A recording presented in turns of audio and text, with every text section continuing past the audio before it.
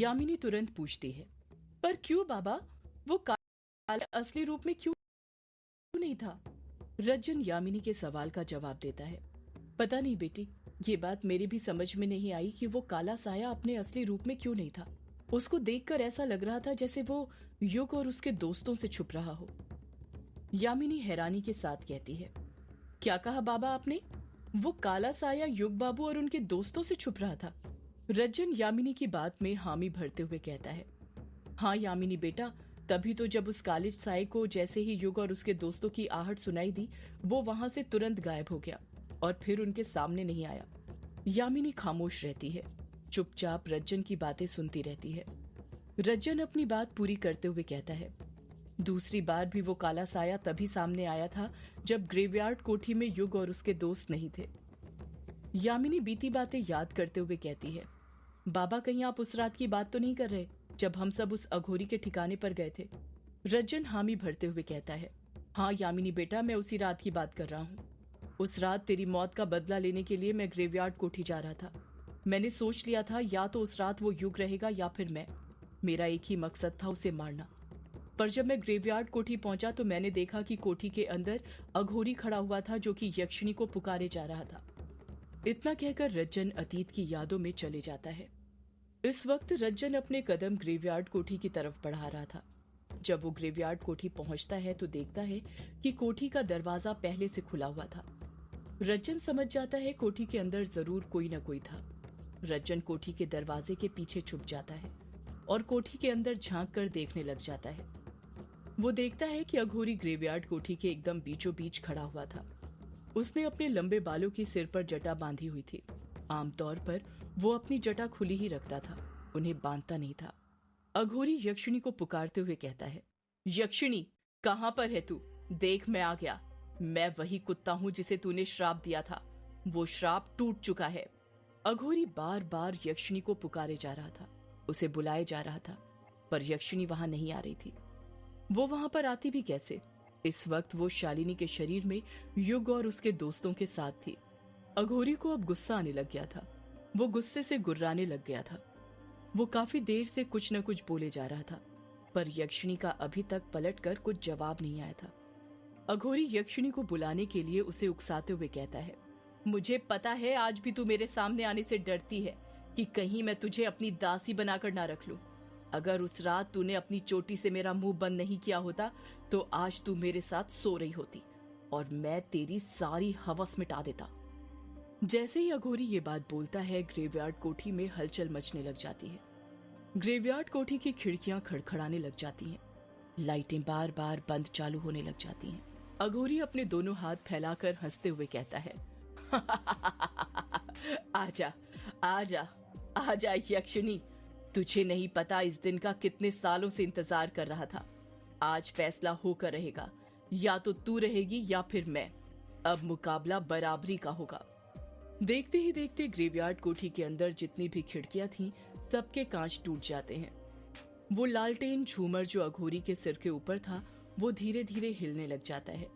उसके अंदर की सारी बातियां एक साथ बुझ जाती हैं। जैसे वो बातियां बुझती हैं, उसके अंदर से निकलता हुआ काला धुआं आपस में मिलकर एक होता है और झूमर के सबसे ऊपरी हिस्से पर पहुंच जाता है। उस धुएं में से एक बड़े से हाथ की परछाई निकलती है जो झूमर को उसकी जगह से हिलाने लग जाता है। वो झूमर तेजी के साथ नीचे आने लग जाता है। वो झूमर अघोरी के सिर पर गिरता उससे पहले ही अघोरी की नजर उस झूमर पर पड़ जाती है और वो उस जगह से तुरंत हट जाता है। वो हाथ की परछाई भी तुरंत झूमर पर से गायब हो जाती है। अघोरी झूमर के वार से बचते हुए अपनी भवें ऊपर करते हुए कहता है, पीठ पीछे क्या वार करती है यक्षिणी? सामने आ। लगता है ये औरतों की पीठ पीछे वार करने की आदत कभी नहीं जाने वाली।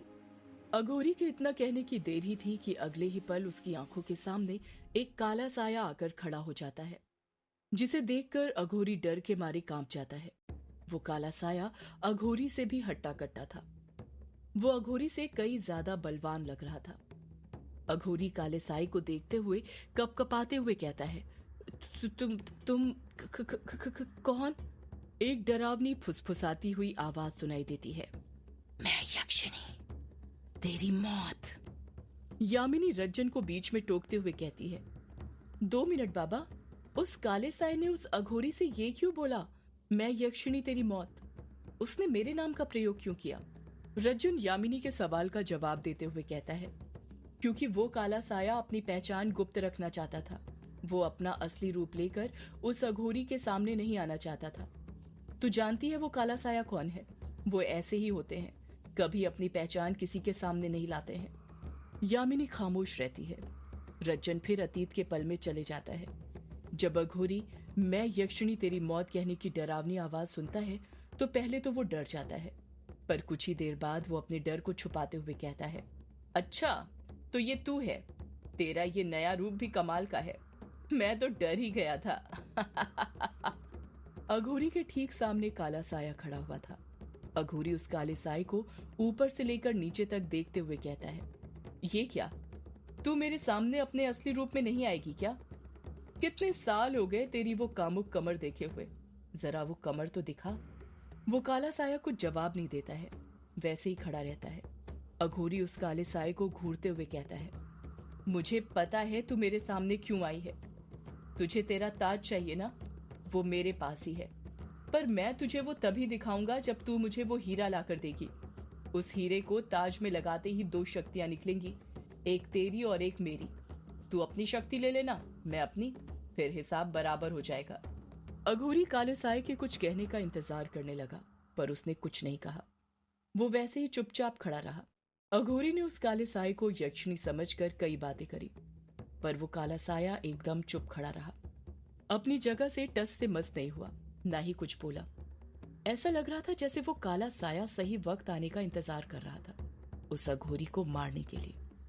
काला साया चुपचाप खड़ा रहता है, कुछ नहीं कहता। ये सब देखकर अघोरी के सब्र का बांध टूट चुका था। अघोरी गुस्से से काले साए को घूरने लग जाता है। उसकी आंखें लाल हो जाती हैं। अघोरी गुस्से गुस्से में अपने दोनों हाथ चिड़िया के पंख की तरह हवा में उठाते हुए कहता है, तू यक्षिणी जानती नहीं है, मैं बिना शक्तियों के भी क्या क्या कर सकता हूँ। तू भूल रही है आखिर मैं एक नर कुत्ता हूँ। लगता है मुझे तुझे अपना असली रूप दिखाना ही पड़ेगा, तभी तू मुझे वो हीरा देगी, ऐसे तू नहीं मानने वाली। इतना कहकर अघोरी अपने दांत किटकिटाने लग जाता है। धीरे धीरे अघोरी के नाखून जंगली कुत्ते की तरह होने लग गए थे। अघोरी के शरीर पर बाल आने लग गए थे। अघोरी का रूप कुत्ते के रूप में बदल पाता उससे पहले ही वो काला साया अघोरी के पैरों में लिपटने लग जाता है। अघोरी घबराते हुए कहता है, ये तो क्या कर रही है यक्षिणी? मुझसे लिपट क्यों रही है? मेरे पैर छोड़। वो काला साया अघोरी से लिपटता रहता है। उसके पैर पूरी तरह से काले साए ने लपेट दिए थे। अघोरी के पैर काले होकर जम गए थे। वो अपने पैर हिला तक नहीं पा रहा था। अघोरी गुस्से से कहता है, ये तू क्या कर रही है मेरे साथ? छोड़, छोड़ मुझे, मैंने कहा छोड़। देखते ही देखते वो काला साया अघोरी की गर्दन तक लिपट जाता है। अब बस अघोरी का चेहरा बचा हुआ था, जिस पर वो काला साया नहीं लिपटा था। अघोरी डरते हुए कहता है, ये क्या हो रहा है? ये कौन सी शक्ति है तेरे पास जिसे मैंने आज तक नहीं देखा? यक्षिणी तेरे पास ये शक्तियां कहां से आई? एक डायन के पास ये शक्ति कैसे आ गई? क्या किया है तूने? बता, ये क्या कर रही है तू मेरे साथ? देखते ही देखते वो काला साया उस अघोरी के मुंह पर भी लिपट जाता है। अघोरी अब कुछ बोल तक नहीं पा रहा था। वो काला साया पूरी तरह से अघोरी से लिपट गया था। कुछ पल के लिए वो काला साया ऐसे ही लिपटा रहता है और देखते ही देखते काले साए में से आग की लपटें निकलने लग जाती हैं। ऐसा लग रहा था जैसे अघोरी जल रहा हो, पर उस काले साए को कुछ नहीं हो रहा था। अघोरी दर्द से चीखने लग जाता है, आह आह। अघोरी की दर्द से कराहने की आवाज ग्रेवयार्ड कोठी के अंदर गूंजने लग गई थी। जैसे ही अघोरी की कराहने की आवाज बंद होती है, वो काला साया जो अघोरी के बदन से लिपटा हुआ था उससे अलग हो जाता है और अघोरी के सामने खड़ा हो जाता है। वो काला साया भारी डरावनी आवाज में हंसने लग जाता है।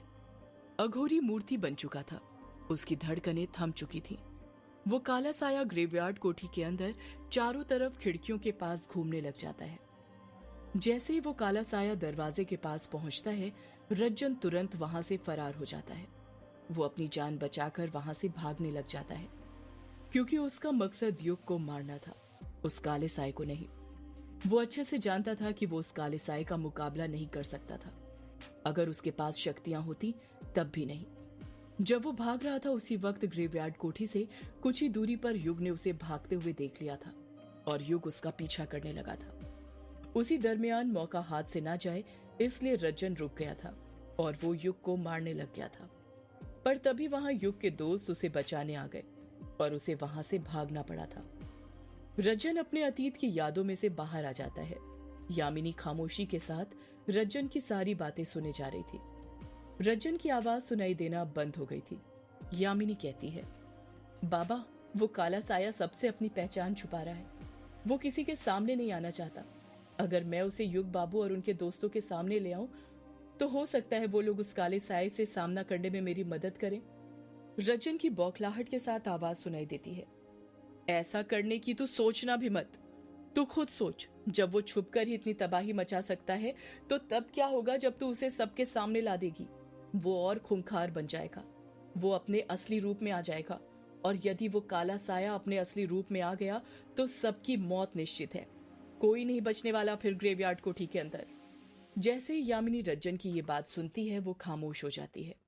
रज्जन अपने अंदर की भड़ास निकालते हुए कहता है, और तू ये युग और उसके दोस्तों को अच्छा मत समझ।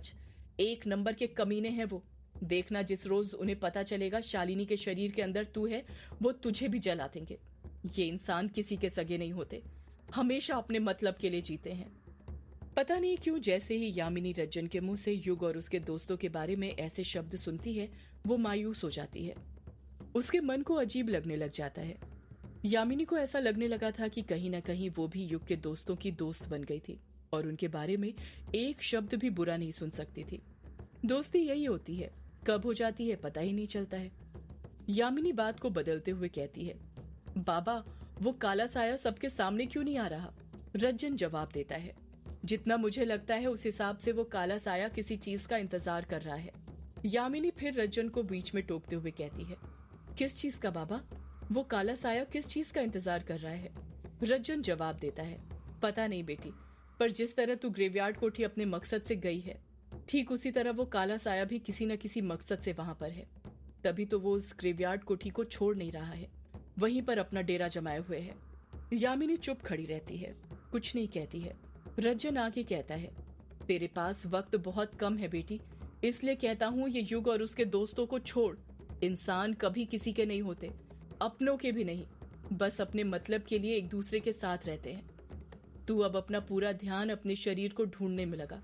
तुझे तेरा शरीर मिलेगा तभी तुझे इस ताज की पूरी शक्ति मिल पाएगी। वो काला साया और ताकतवर हो गया है, उस अघोरी को मारकर उसकी शक्तियां भी उसे मिल गई हैं। यामिनी कुछ सोचते हुए कहती है, अघोरी की शक्तियां मतलब नर कुत्ते की शक्ति? उसके पास तो यही शक्तियां थी ना बाबा? रज्जन हामी भरते हुए कहता है, हाँ बेटी, अब तू जा, देर मत कर। यामिनी नर्म लहजे के साथ कहती है, पर बाबा, मैं कैसे आपको ऐसे छोड़कर जा सकती हूँ?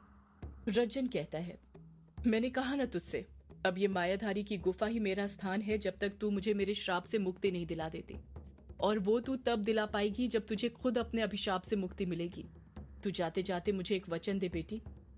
यामिनी तुरंत पूछती है, कैसा वचन बाबा?